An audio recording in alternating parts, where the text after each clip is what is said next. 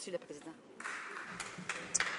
Avant que je reconnaisse la députée de Manicouagan, je dois l'informer, il reste seulement 4 minutes pour son commentaire. Alors, bien sûr, d'autres temps va être disponible lorsque la Chambre reprendra le débat. La députée de Manicouagan. Monsieur le Président,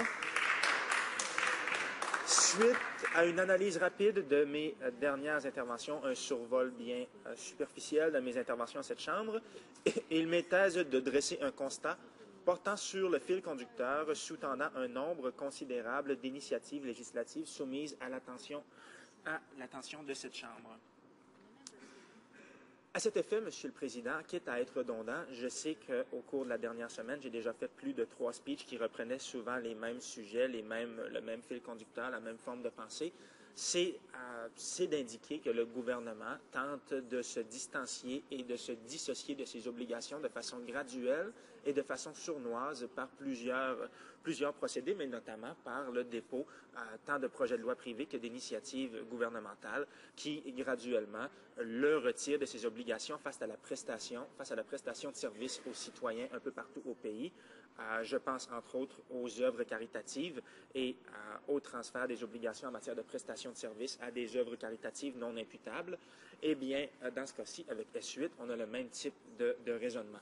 Et si je jette un œil sur ma courte expérience ici à cette Chambre et des heures considérables que j'ai passées en comité, je suis en mesure également de tirer le même type de conclusion, c'est-à-dire, Monsieur le Président, que de nombreuses initiatives qui portent sur la quiddité indienne et sur les matières aborigènes visent en réalité à soustraire le gouvernement de ses obligations et à transposer le fardeau qui lui incombe en vertu de la relation fiduciaire, entre autres, sur le dos de tiers parties ou sur le dos de conseils de banque. Je pense, entre autres, et c'est en lien avec S8, puisque l'on parle de la salubrité de l'eau potable, je pense, entre autres, à l'initiative, la loi sur la gestion des terres de Premières Nations. C'est une initiative qui a été mise de l'avant afin, ultimement et techniquement et officiellement, de redonner un certain contrôle à des communautés en matière de gestion territoriale et en matière d'octroi d'autorisation d'occupation de parcelles de terre. Mais en vérité, si on jette un œil et si on s'attarde véritablement, lorsqu'un juriste s'attarde à l'édiction et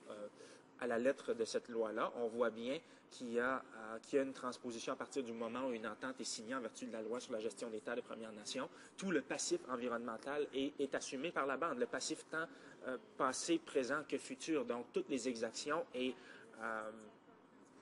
le laxisme qui a été mis de l'avant par les divers gouvernements successifs au fil des années en matière de suivi et en matière de gestion et d'évaluation environnementale de sites, eh bien, lorsqu'il y a eu du laxisme en 2013, c'est pas mal, ça s'accumule en 2013 et les résultats peuvent être catastrophiques. C'est la raison pour laquelle le gouvernement tente de se soustraire à ces obligations-là.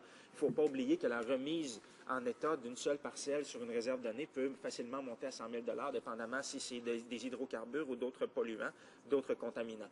Donc, dans ce cas-ci, avec S8, on a le même type de raisonnement, puisque le gouvernement transpose tout simplement les obligations en matière de fourniture d'eau potable et de mise à niveau des infrastructures de gestion et de filtration de l'eau sur le dos des Premières Nations, sur le dos des conseils de bande, qui ne disposent pas d'une enveloppe budgétaire adéquate pour assumer ce type de responsabilités-là, qui peuvent être d'envergure, vous comprenez.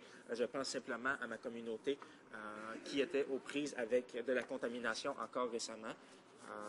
C'est des coûts faramineux qui y sont associés. Une étude éclairée de l'initiative législative projetée laisse entrevoir des dispositions de non-dérogation dont l'interprétation et l'application ouvrent expressément la voie à l'abrogation ou la dérogation de droits ancestraux et issus de traités. Sur ce, je vois que mon temps est compté, donc on se reprend dans quelques heures. Bien sûr, l'honorable député de Manicouagan aura 6 minutes lorsque la Chambre reprendra le débat concernant la motion. The honourable member for Peace River is rising on a point of order. I am. Thank you, Mr. Speaker. There have been